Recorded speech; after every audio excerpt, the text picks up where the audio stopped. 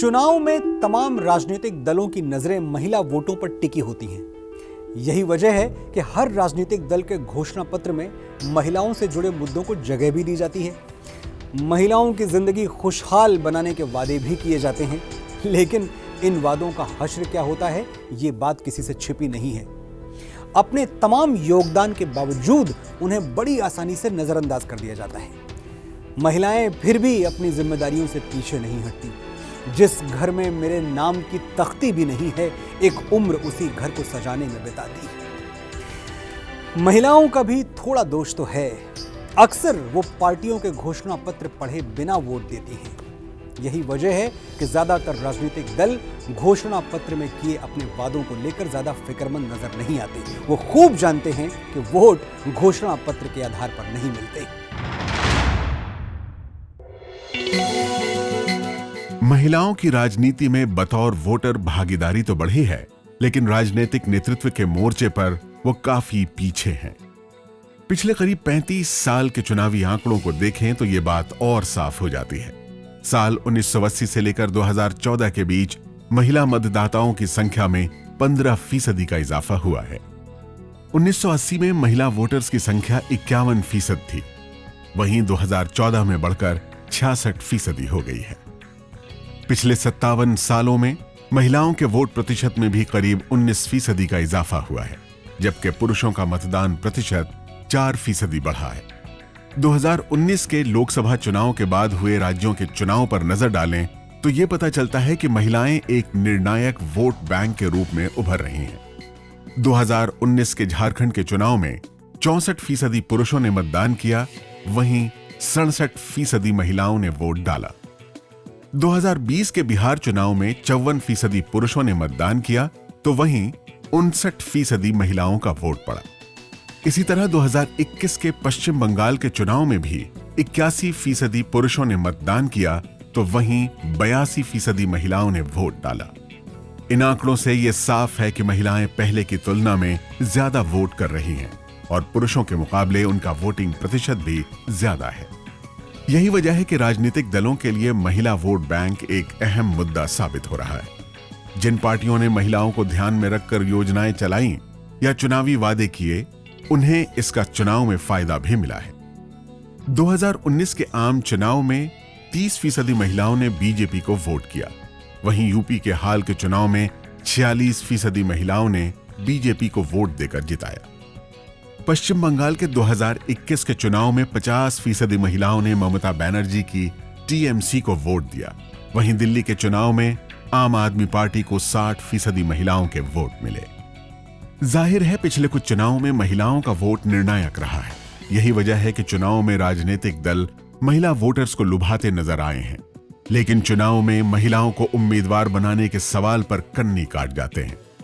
2019 के लोकसभा चुनाव में बीजेपी ने 55 महिलाओं को टिकट दिए थे, जिनमें से 41 सीटों पर महिलाएं जीती। वहीं कांग्रेस ने 54 महिलाओं को टिकट दिया, जिनमें सिर्फ 4 जीती। बीएसपी ने 24 महिलाओं को मैदान में उतारा, जिनमें से 1 जीती, और तृणमूल कांग्रेस ने 23 महिला उम्मीदवारों को चुनावी मैदान में उतारा, जिनमें से 9 जीती। दिलचस्प बात यह है कि पिछले 3 लोकसभा चुनाव में महिला उम्मीदवारों की जीत का प्रतिशत पुरुषों से ज्यादा रहा है। 2014 के लोकसभा चुनाव में महिला उम्मीदवारों का सक्सेस रेट 9% था, जबकि पुरुषों का 6% रहा। 17वीं लोकसभा में भी अभी तक की सबसे ज्यादा महिला उम्मीदवार जीतकर आई हैं। बावजूद इसके राजनीतिक दल महिलाओं को चुनाव में तरजीह नहीं देते हैं, और यही वजह है कि सक्रिय राजनीति में महिलाएं कम आ पाती हैं।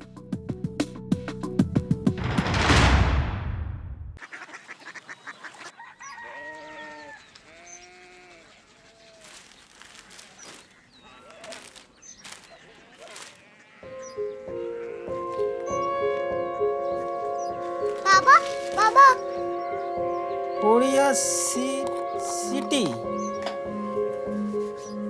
জানি না।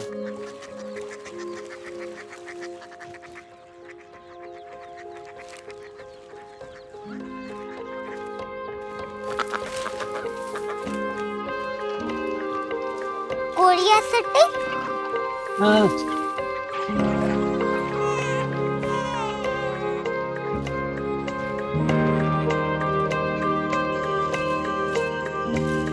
कोरिया सिटी कहाँ पे है?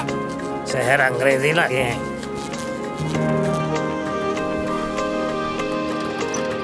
Korea city.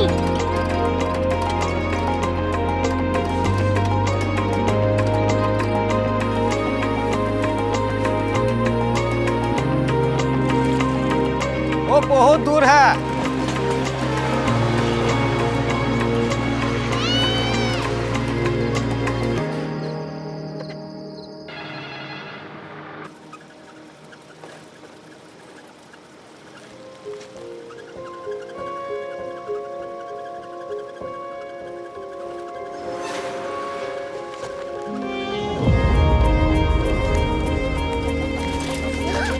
Korea city.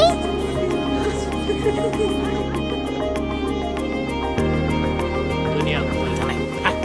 कुछ लोग बड़े होते हैं। कोरिया सिटी कहाँ है? प्रोफेसर साहब को पता होगा। हो, ये छोटा वाला ग्लोब लगता है और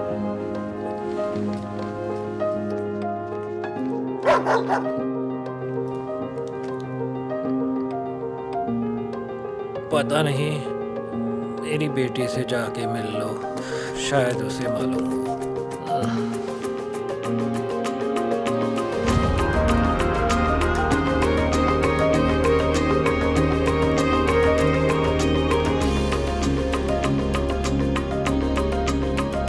हाय, बाबा ने भेजा है। Come here. Korea city. Korea city नहीं, क्यूरियोसिटी। वो क्या? That's what brought you here? जो तुम्हें यहाँ तक ले आया। क्यूरियोसिटी।